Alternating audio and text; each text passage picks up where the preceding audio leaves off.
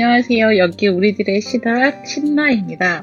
오늘은 제가 중간고사 시험을 위해서 쓴 답안지를 기반으로 해서 우머니즘 신학에 대해서 소개를 해보려고 합니다. 자, 첫째, 우머니즘 신학이란 무엇인가? 우머니즘 신학에서 가장 잘 알려진 신학자로는 윌리엄 들로레스와 레니타 윰스가 있습니다. 우머니스트 신학은 페미니즘과 흑인 신학에 뿌리를 두고 있고, 페미니즘과 흑인 신학에서 주목하는 데 실패한 교차적 정체성의 문제를 제기한다는 점에서 중요합니다. 우머니즘 신학은 북미 흑인 여성들이 젠더, 인종, 계급이라는 세 층위 모두에서 억압을 경험하는 교차적 존재이며, 그들의 이런 경험을 말하기 위해서는 억압의 다중적 교차성이 모두 고려되어야 한다는 문제의식에서 출발합니다. 이 교차적 존재 혹은 intersectional이라는 개념은 현재 흑인 여성 운동에서 굉장히 중요하게 혹은 흑인 여성 운동뿐만 아니라 제 생각에는 포스트 콜로니얼 페미니즘에서도 되게 중요할 것 같은데 이 개념은 하나 알아두시면 좋을 것 같아요. 신학적 우머니즘의 전조는 제클린 그랜트의 1979년 아티클 Black Theology and the Black Woman에서 나타났는데 제임스 콘의 학생이었던 그랜트는 어째서 기독교 신학에선 흑인 여성이 보이지 않는가? 좀 더 구체적으로 어째서 흑인 신학은 억압받는 흑인 여성들에 대해 침묵하는가? 라는 질문을 제기했고 그녀의 질문은 흑인 신학 내에서 해방의 본질에 대한 대화를 불러일으켰다고 합니다. 만약 흑인 신학의 목적이 정의와 모두의 해방이라면 어째서 흑인 여성은 2등 시민으로 취급되는 것일까요? 드로레스 윌리엄스는 우머니스트 신학이라는 표현을 처음 사용한 신학자입니다. 앨리스 워커의 우머니치 개념을 적극 수용한 우머니스트 신학은 흑인 여성은 남성과 여성 모두를 사랑하고 모든 사람의 생존과 온전함에 헌신하는 존재라는 개념으로 스스로를 백인 페미니즘과 구분했습니다. 백인 페미니즘은 기본적으로 개인주의적인 성향이 더 강하다고 볼 수 있겠죠. 윌리엄스는 아프로 아메리칸 여성의 역사가 흑인 여성들이 자기 자신의 해방뿐 아니라 다른 흑인들, 즉 남성과 아이들의 해방을 위해서 동시에 싸워왔음을 보여준다면서 우머니스트 신학은 최소 3가지의 주요 목표를 가진다고 말합니다. 첫째, 여성들과 그 가족의 동시적 해방. 둘째, 여성과 그 가족을 위한 긍정적 삶의 질의 확립.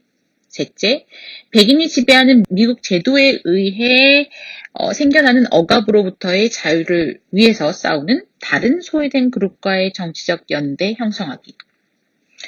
백소영 교수는 우머니스트 신학의 특징을 열악한 삶의 환경에서 생존을 위한 창조적 전략을 상상하고 배제보다는 살고 살리는 아우르는 힘을 지향하는 아주머니의 신학이라고 표현합니다. 레니타 윰스는 Reading Her Way Through the Struggle에서 여성이 성서의 어떤 목소리와 자신을 동일시하는가라는 이슈에 대해서 성서 본문 자체의 권위와 사회 문화적으로 승인되는 올바른 읽기의 이데올로기 문제를 다루는데요. 윰스는 성서 본문 자체보다도 해석의 문제가 훨씬 더 큰 영향을 미친다고 말합니다. 윰스에 따르면 독자에게 어떤 독해 전략이 권위적인가, 또 무엇이 독자의 주요한 관심이 되어야 하는가를 규제하는 것은 그의 해석 공동체인데 아프리칸 아메리칸 그리스도인 여성은 적어도 4개의 해석 공동체에 속합니다. 아메리칸 혹은 웨스턴, 아프리칸 아메리칸, 피메일, 크리스천. 이런 정체성은 복잡한 망을 형성하기 때문에 곧바로 비판적이거나 해방적 해석을 가능하게 하는 것은 아닙니다. 하지만 적어도 어느 정도는 그들이 성서에 침묵당하고 억압당한 자들의 이야기에 귀 기울이게 합니다. 창세기 16장과 21장의 경우 백인 신학자들은 이 이야기를 논쟁의 여지 없이 아브라함과 사라의 이야기로 읽었습니다. 그러나 흑인 여성들은 하갈의 이야기가 바로 자신 때 이야기임을 곧바로 알아챘고 일종의 도구적 역할 정도로 취급됐던 하갈을 중심적 인물로 부상시키고 하나님에 관해 풍요로운 신학을 건져 올렸습니다. 돌로레스는 하갈이 어린 이스마엘을 데리고 거친 세상으로 나가 오직 하나님만 의지한 채 스스로 삶을 꾸리며 생존하는 이야기가 많은 흑인 싱글맘 가정의 경험과 공명한다고 합니다. 흑인 여성과 많은 점에서 동일시될 수 있는 하갈은 스스로 자유를 향해 나가는 존재이며 성서에서 하나님에게 이름 붙인 유일한 여성입니다.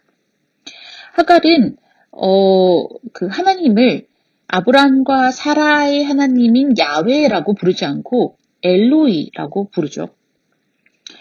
하갈은 아프리칸 아메리칸 흑인 여성들의 자유를 향한 투쟁과 저항의 영감과 힘을 불어넣는 성서적 원천이 될 수 있습니다. 두 번째로는 장점과 단점을 살펴보겠습니다.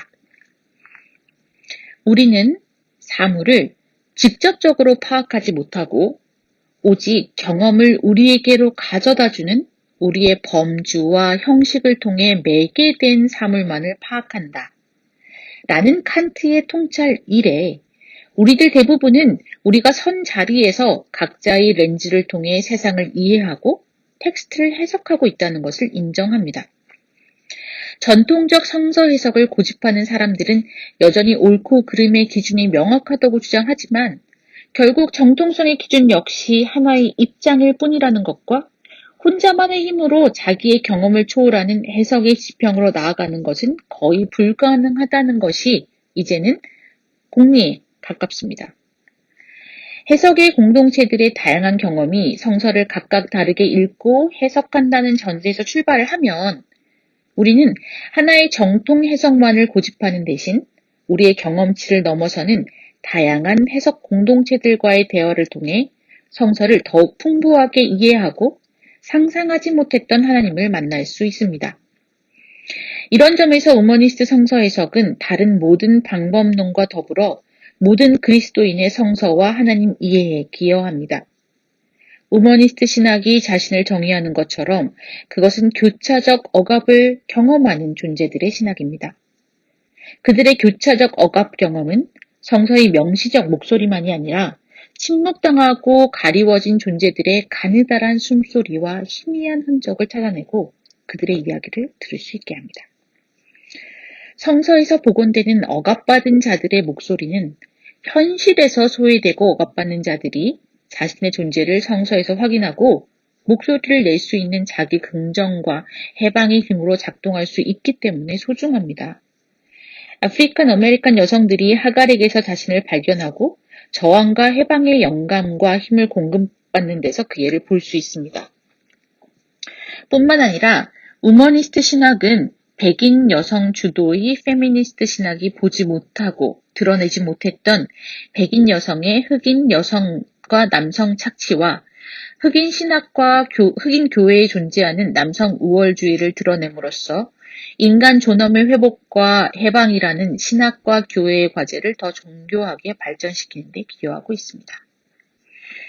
제가 발견한 우머니스트 신학의 단점은 두 개 정도입니다.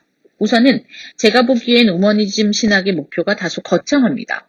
들로레스 윌리엄스가 주장하는 우머니스트 신학은 자신뿐 아니라 가족을 책임지고 여성 자신과 더불어 남성의 해방도 이루어내야 합니다.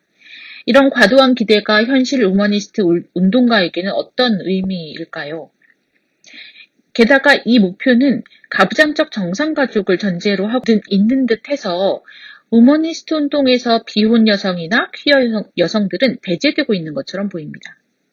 저 역시 페미니스트 신학의 최종 목표는 여성과 남성 모두의 해방이라고 믿지만 그 전에 가부장적 모순과 남성 우월주의적 사회 제도, 구조, 사상, 행위, 상식 등등이 명료하게 드러날 수 있도록 확실한 전선을 그어야 한다고 생각합니다.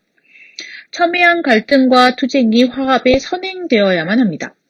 갈등과 투쟁을 통해 모든 것이 수면 위로 폭로된 뒤에야 공동의 해방으로의 모색이 가능한 거죠. 왜 여성만 해방되느냐, 남성도 해방돼야지, 그러니 여성 해방이라고 하지 말고 인간 해방이라고 하자는 식의 언사는 여전히 인간은 곧 남성인 사회에서 페미니즘을 무력화시키려는 시도에 지나지 않습니다.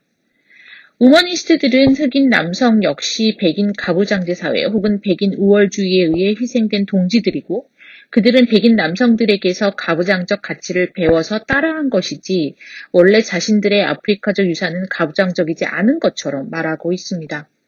정말 그럴까요? 혹시 자신들이 떠나온 뿌리에 대한 향수와 그에 대한 미화라면 이런 자기 정의는 흑인 여성들의 현실 인식과 투쟁에 도움이 되지 않을 것 같습니다. 또 다른 하나는 우머니스트 신학이 전제하고 있는 흑인 여성의 전형입니다. 앨리스 워커가 어머니의 정원을 찾아서에서 묘사한 흑인 어머니의 모습이 우머니즘이 이상화하는 흑인 여성이며 이는 주로 흑인 노예 여성으로서의 경험인 것 같은데 이러한 흑인 여성의 전형이 21세기를 살아가는 아프리칸 아메리칸 여성들에게 유의미한 대표성을 지닐 수 있을지 의문입니다.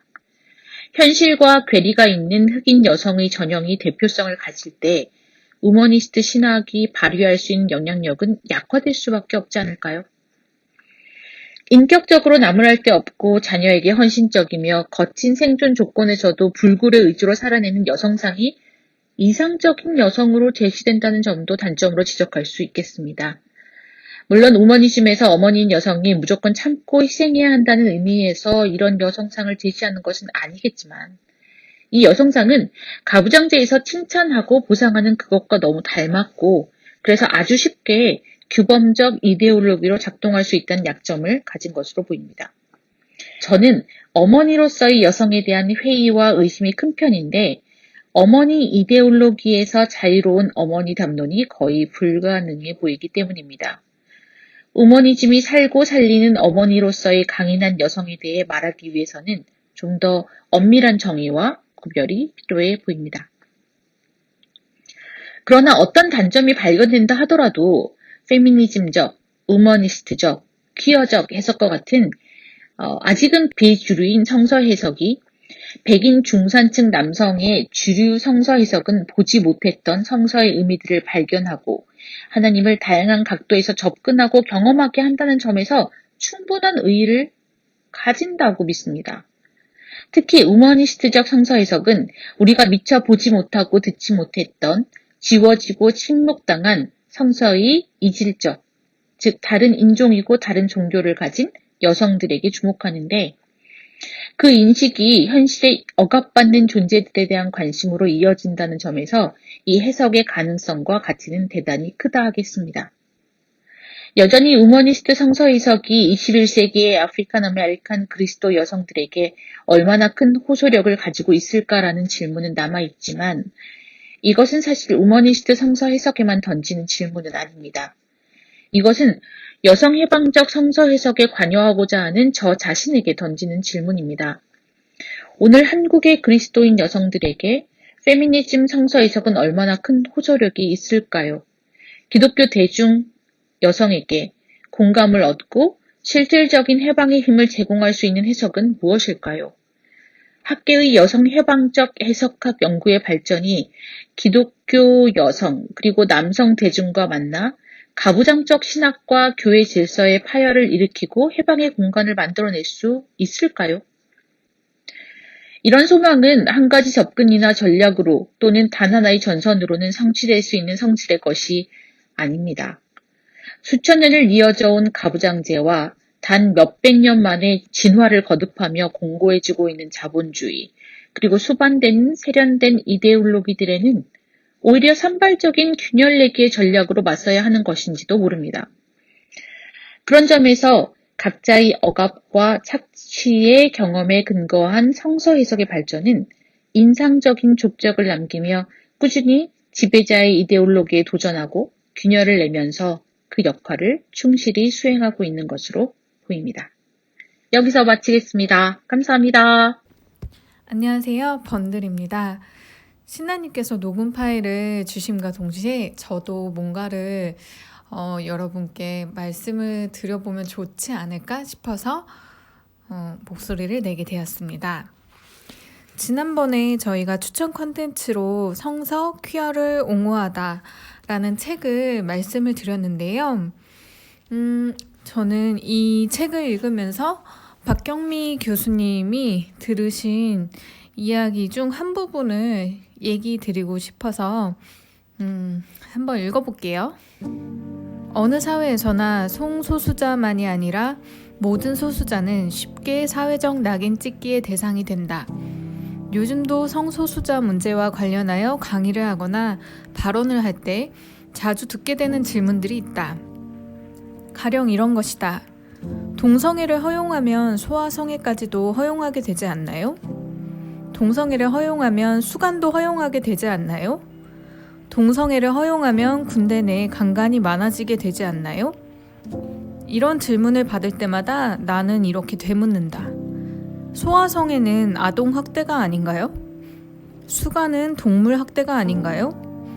군대에서는 이성애자에 의해 동성애자가 강간당하는 일이 더 자주 일어납니다. 그러면 강간을 처벌해야 할까요? 이성애를 금해야 할까요? 강간을 막으려면 강간을 금하면 됩니다. 이렇게 답변하기도 하지만 실은 근본적인 전제는 어떠한 관계든 성관계에서 가장 중요한 것은 합의 또는 동의에 기초해야 한다는 것이다. 이렇게 보면 애초부터 합의나 동의가 불가능한 대상과의 관계는 동성애든 이성애든 정상적인 성애, 사랑이라고 인정할 수 없다. 위에서 언급한 아동이나 동물은 애초에 성관계에 동의할 수 없거나 설사 동의한다 해도 온전한 동의가 이루어지기 어렵고 따라서 착취적 성관계로 이어질 가능성이 높다. 동성애냐 이성애냐 문제가 아니라 그러한 성관계가 직간접으로 내포하는 폭력과 착취의 가능성이 문제이고 이 때문에 강간이나 성폭력으로 이어지게 된다. 저는 이걸 보면서 많은 생각을 했는데 언제나 예전에 있던 집단에서는 성소수자에 대한 얘기를 할 때 이런 질문이 나왔던 것 같아요. 분명히 우리가 어떻게 성소수자를 바라보고 있는지를 보여주는 질문들이 아닐까 싶었습니다. 이번에 기독교 대학 감리회에서는 역사적인 재판이 있었습니다. 그 교단 소속 목사인 이동환 목사가 성소수자에게 축복을 했다는 이유로 정직 2년을 선고한 것인데요. 성소수자에게 저주나 핍박, 살인을 한 게 아니라 축복을 했는데 정직 2년을 선고했다니 아직 우리가 이렇구나라는 생각이 들어서 착잡했습니다. 이 판결을 봤을 때 저는 과거에 샘, 함, 야벳을 근거로 인종의 우월과 열등을 나누는 강의를 들었던 기억이 번뜩 났습니다. 당시 저는 그래, 나는 동양인이고 이방인인데 그래, 열등한 존재지, 은혜로 예수를 알았구나 라는 생각까지 했던 뇌가 아주 순수한 신앙인이었는데요. 물론 지금도 뇌는 순수합니다. 저의 순수함을 탈피하고자 애를 쓰고 있습니다. 어쨌든 이 샘, 함, 야벳의 구절이 과거 흑인차별과 노예제를 공고히 하는 구절이었음을 생각하면 아찔한 생각이 듭니다. 지금 누군가가 야, 너는 열등한 동양인이지만 주 안에서 사랑해 라고 한다면 정말 박장대소를 하며 그래 매우 고맙다 이렇게까지 할 여유가 생기긴 하는데요. 아직 성소수자에게도 넌 죄인이지만 주 안에서 사랑해가 교회의 최전선으로 쓰이는 언어로 쓰이는 걸 보면 여러 가지 생각이 듭니다. 그들은 웃을 수 없을 거예요.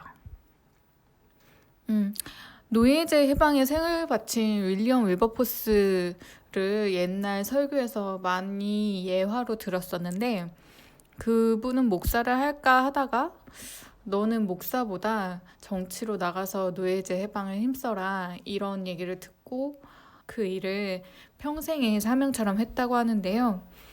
훗날 이동환 목사님도 이 윌리엄 윌버포스와 동급의 인물로 언급이 되리라고 생각은 되지만 그래도 착잡합니다. 2020년 우리가 다 알잖아요. 예수님이 이웃을 사랑하는 게 가장 큰 계명이다 라고 하셨다는 것.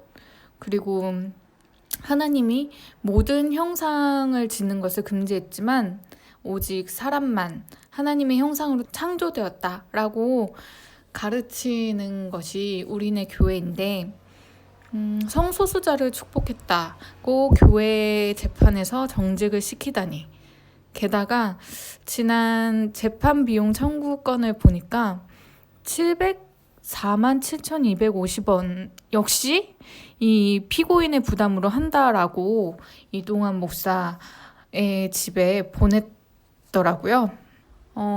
정직을 2년 시켜놓고 700여만 원의 재판 비용을 청구하는 감리교단. 무릎 감리교단이 아니라 우리 교회 내 현실이 아닐까 생각을 해봅니다. 재밌는 기사를 봤습니다. 오하이오주 성 바나바 성공회는 공원 벤치에 노숙하는 예수 동상을 설치했는데 동상 설치한 지 20분 누군가가 공원에서 잠든 노숙자로 착각하여서 경찰에 신고했습니다. 라는 기사를 봤는데요. 이웃을 사랑하고 하나님의 형상인 사람을 축복한 이동환 목사님 힘내시길 바라고 747,250원 옛날 축복 방식대로 하면 100배로 채워주시기를 바라겠습니다. 다시 한번 성서 퀘어를 옹호하다 책을 한번 추천드리고요. 이동환 목사에 대한 재판건도 관심 있게 지켜봐 주시기를 바랄게요. 여기 우리들의 신학의 자리 여러분과 함께합니다. 구독, 좋아요, 댓글 남겨주시기 바랍니다. 감사합니다.